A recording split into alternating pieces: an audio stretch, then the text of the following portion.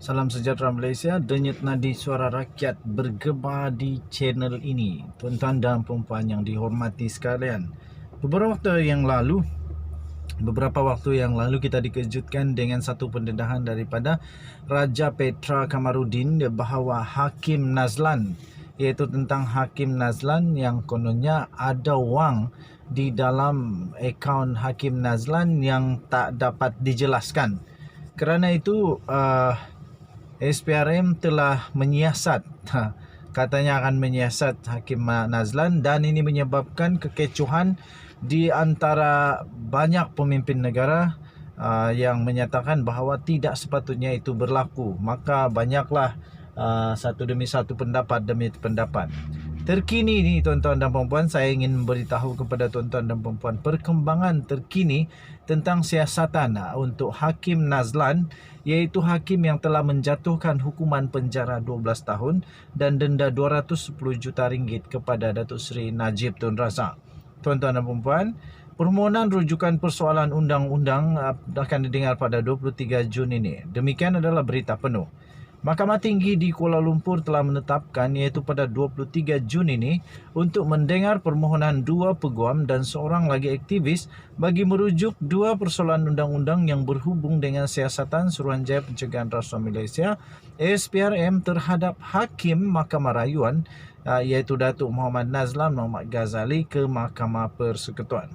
Hakim Datuk Norin Badarudin menetapkan tarikh itu semasa pengurusan kes pada hari ini yang telah dihadiri oleh peguam A. Surendra Anand dan Wong Mi Yen yang telah mewakili ketiga-tiga individu itu, dan peguam kanan Persekutuan iaitu Mazlifah Ayub yang mewakili Ketua Pesuruhjaya SPRM Tan Sri Azam Baki, SPRM dan Kerajaan Malaysia sebagai defendant.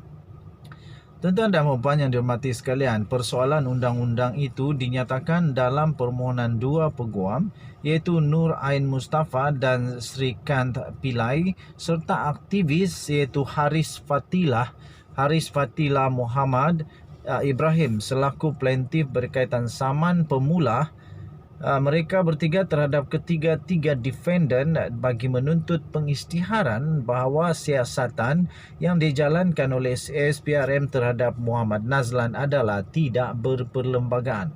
Dalam persoalan itu ialah sama ada badan penyiasat jenayah termasuk SPRM hanya dibenarkan secara sah untuk menyiasat Hakim Mahkamah Tinggi iaitu Mahkamah Rayuan dan Mahkamah Persekutuan yang telah digantung tugas menurut Perkara 125/5 Perlembagaan Persekutuan, dan sama ada pendakwa raya mempunyai kuasa untuk memulakan atau menjalankan sebalang prosiding bagi kesalahan terhadap hakim-hakim yang berkhidmat menurut Perkara 145/3 Perlembagaan Persekutuan. Sementara itu, Mazlifah Ayub ketika ditemui oleh pemberita berkata pihaknya akan membantah permohonan berkenaan selain memaklumkan mahkamah turut mengarahkan pihaknya untuk memfailkan affidavit jawapan pada atau sebelum 2 Jun. Surendra pula berkata mahkamah mengarahkan pihak-pihak memfailkan hujahan bertulis pada atau sebelum 22 Jun. Menerusi saman pemula yang difailkan pada 6 Mei yang lepas, ketiga-tiga plaintiff menuntut deklarasi bahawa defendant kedua iaitu SPRM tidak berhak atau dihalang daripada menyiasat Hakim Mahkamah Tinggi, Mahkamah Rayuan dan Mahkamah Persekutuan yang berkhidmat kecuali jika mereka telah digantung menurut Perkara 125/5 Perlembagaan Persekutuan atau dipecat menurut Perkara 125/3 Perlembagaan Persekutuan. Mereka juga, tuan-tuan dan puan-puan, memohon pengisytiharan bahawa pendakwa raya tidak diberi kuasa untuk memulakan atau menjalankan sebarang prosiding bagi kesalahan terhadap hakim-hakim mahkamah yang berkhidmat selain memohon deklarasi siasatan terhadap Muhammad Nazlan adalah tidak berperlembagaan. Sementara itu, tuan-tuan dan puan, ketiga-tiga plaintiff menerusi afidavit sokongan yang telah difailkan bersama saman pemula berkata media melaporkan bahawa ASPRM telah memulakan siasatan terhadap Mohamed Nazlan berkenaan dakwaan wang yang tidak dapat dijelaskan dalam akaun banknya, dan siasatan ini kononnya dimulakan berikutan laporan yang dibuat kepada ASPRM.